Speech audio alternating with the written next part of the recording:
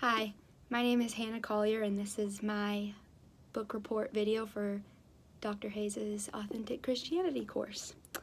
So I chose Robert McGee's book, The Search for Significance, and it is very empowering when McGee starts talking about the 4 types of strongholds that overcome a lot of people, robbing them of their idea, a healthy idea of their self-worth, so to speak. And so it goes through 4 types. It talks about blame, shame, approval, and a perfectionist. And after talking about these 4 and talking about how their false beliefs change false beliefs kind of control a person's thoughts because they're acting and their actions because it's coming from a belief in their head about who they are that's false. And then after they go through and discuss that, each chapter has a section right after it that is about how God sees this stronghold and what he says about it and how he says we can overcome it, which is just really empowering and awesome, and I loved it. So that's kind of the gist of the book. And so 2 very insightful things that I have learned from this book that I can apply to grow my relationship, or have applied to grow my relationship closer to God, was found in exploring myself, because that's basically what the book is.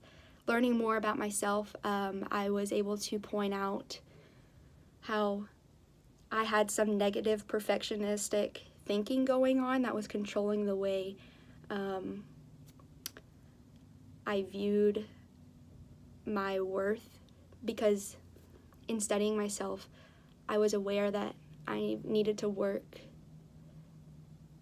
to overcome areas such as work on measuring my self-worth in terms of unachievable goals of accomplishment and productivity.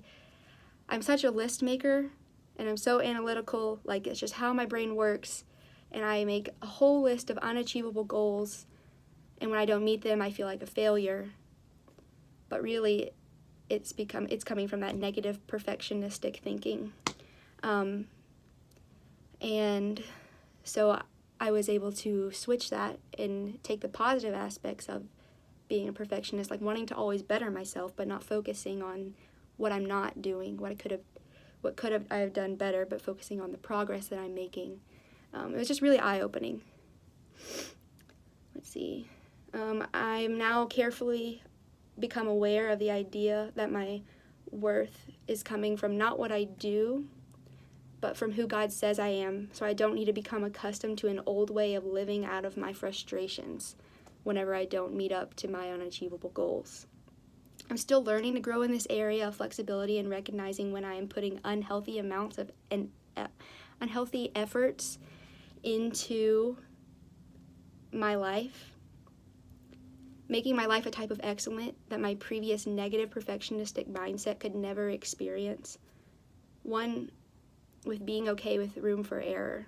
That's one thing I've had to give myself grace about, so that I'm not stuck in that perfectionistic mindset and being like holding myself back from being used by God because I'm focusing too much on the negatives.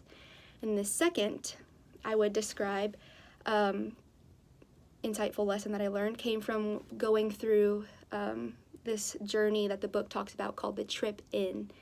It helped me come to terms with another false belief that I possessed that I was previously unaware of. So in reading this portion of the book, I realized that others do not need me.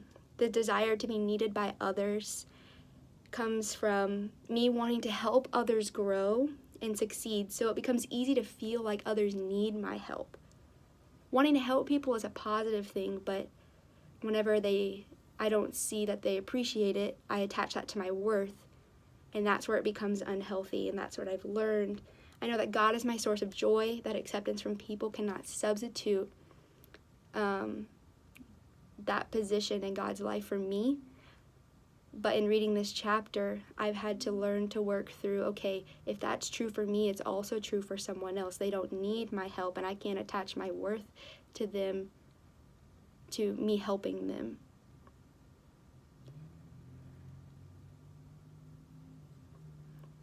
Like I said, I'm presented with an opportunity to process the idea that others don't need me, because if they did, then I'd be taking God's place. Yeah, I was able to deal with some negative emotions, like feeling worthless, unloved, manipulated, and confused. In confronting these emotions, I recognized them for what they were, instead of pretending like they don't matter or have no effect on me. I don't think my emotions are wrong. They're valid, but they do provide insight to causes or motives that could be skewed. And those are the things that this amazing book has taught me, and I will cherish forever. Thank you. Like and subscribe.